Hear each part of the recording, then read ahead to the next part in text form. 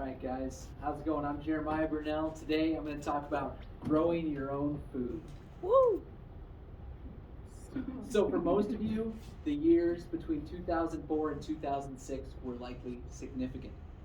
This is when you smiled your first smile, you took your first breath, and you ate your first food. You've been eating food every day since then, including probably today. And the food you ate fueled every single step that you've ever taken and every single thought that you've ever thought. But where did that food come from? Was it factory farmed, overly processed, and full of chemicals? Or was it fresh, local, and nutrient dense? The answer to this question probably had an effect on your health, whether you knew it or not. So as high school seniors, what you guys eat is about to become central to your existence. It's going to be up to you to feed yourselves. And because of that, you're going to have to make the right choices. Nobody's going to be feeding you anymore, and you're going to have to get your own food. Are you guys going to make the right decisions? Are you going to eat healthy? Or are you going to succumb to the addictive qualities of modern American diet and eat a bunch of junk food? The choices that you make are likely to have an effect on you and the children you might have in the future. Well, I've been farming myself for about 10 years. You can see me back there with my orange watermelons and my cucumbers. But it wasn't always this way. When I was a high school kid like you, I didn't care what I ate. I could eat anything I wanted as long as it tasted good. Well, it wasn't until my early 20s when I started eating fresh vegetables, I realized what I had been eating was cause for concern. And so ever since then, I've been growing a lot of my own food, and let me tell you, the food you grow at home is far better than the food you might get from the grocery store. So the real point today is that growing food for yourself can have a huge impact on your health. Today I'd like to talk about the fact that we live in the least healthy nation on earth, how growing food for yourself can make you healthier, and why you should grow food for yourself.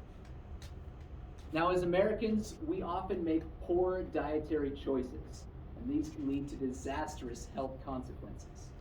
According to the CDC, in the year 2020, 1 out of every 5 deaths in this country was linked to cardiovascular disease. And a major cause of cardiovascular disease is our poor diet. And it's a problem that's not going away either. You know, the NIH found that over the last 30 years, the rate of cardiovascular disease in this country has been steadily increasing. So it's not something that's just going to go away on its own. We have to change it.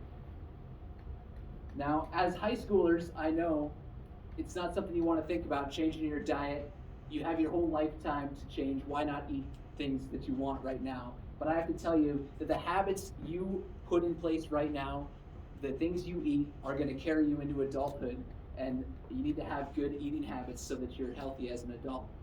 Without proper nutrition, you might struggle to do well in college, and you might have a hard time in life when you're in your 20s if you don't eat good food.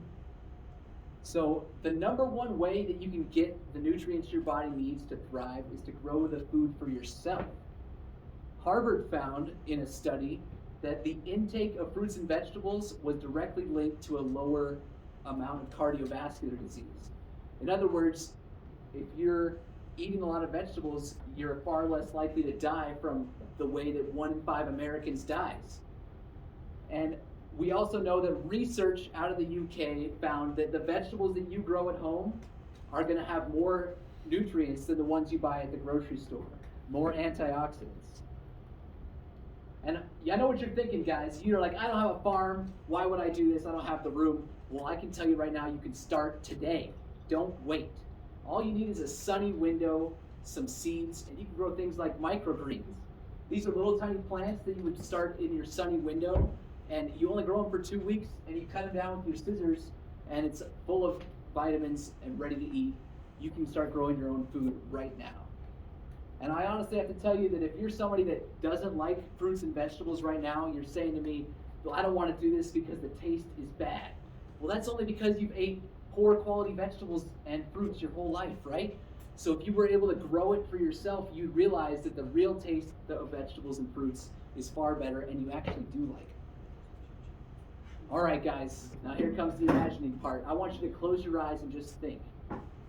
Think about a time when you're hungry, and instead of going to the grocery store, you just walk out of your back door. You walk into a garden full of food, and you pick it right off a plant. I'm talking cucumbers, tomatoes, onions, carrots. Wouldn't that be nice to not be a slave to the grocery store? Now imagine also that you have planted an herb garden near your doorstep. As you walk out the door each morning, the aroma of lavender, sage, thyme, and rosemary fills your nostrils. Doesn't that sound like a high quality of life? That's something that you guys could do if you would grow your own food. Now also listen, this is really cool. If you grow your own food, you can choose what you want to grow. Not just a red tomato, things like black tomatoes. I've personally grown orange or white watermelon. Things that you can't find in the grocery store are available to you. Things in this catalog, in fact, of heirloom seeds are available to you if you grow the food for yourself. If you guys don't grow food for yourself, it's going to mean that the corporations, the big companies are going to tell you what to eat. They're going to give you one tomato, one cucumber, one carrot, and that's what you get. But if you grow food for yourself, you're actually going to get to experience the whole rainbow of nature, all of it. And you're going to be able to taste food the way it's supposed to be tasted. It's not store-bought, it's really high-quality stuff. Broccoli the way broccoli is supposed to taste. If you guys don't do this, if you don't eat vegetables, likely ones that you grow yourself, you could face major health consequences in the future. Growing food for yourself can have a huge impact on your health. I want to just talk about how today I touched on how unhealthy we are as a nation, how growing your own food can make you healthier, and some of the rewards and consequences to not eating your own food, not growing your own food. So as I close up today, I want you guys to think, is there anything stopping you from growing your own food? If you think the answer is yes, I gotta tell you, you're wrong.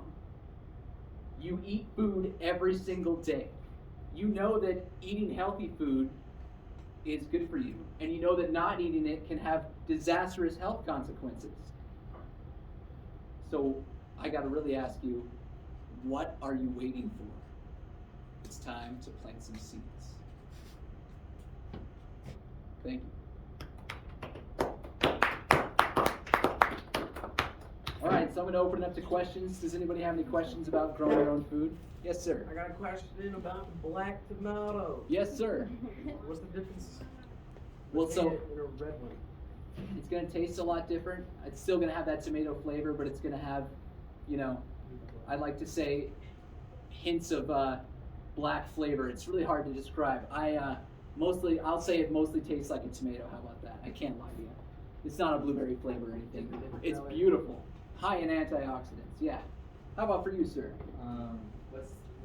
What fruit or vegetable was the big difference between store-bought and home-grown? Celery.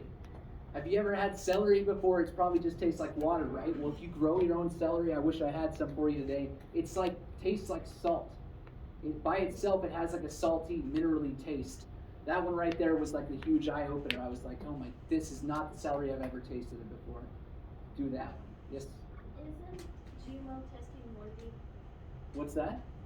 Is GMO testing one of the issues when it comes to like store-bought vegetables, fruits?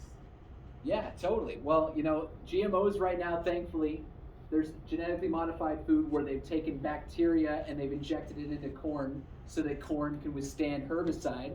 They can go out in their field and they can spray their crop with Roundup, and it doesn't kill the plant that they're trying to grow, just kills the weeds. But the we or the animals that eat it are absorbing the Roundup. So luckily, there's only been a few crops that are genetically modified. Corn is one. Corn, soy, those are the two big ones. I know alfalfa and a couple other ones are genetically modified. So I always look for a non-genetically modified label when I'm trying to shop for my produce, because that is a big deal. Nobody wants to eat, I know I don't want to have Roundup on my food. There's a label you can look for when shopping to avoid that.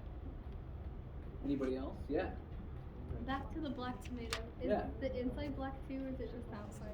It's actually just the outside skin of it kind of thing, and it's not black all the way through. And you'll find that it turns blacker the more light it's exposed to. So if it was covered in leaves, sometimes you'll have a tomato that's like shaded by the leaves and it won't turn as black. But if it's out in the full sun, it turns a lot more dark. It's pretty cool. You should try it sometime. All right, does anybody else have any more questions? All right, well, thank you so much, guys. That was fun. Take care.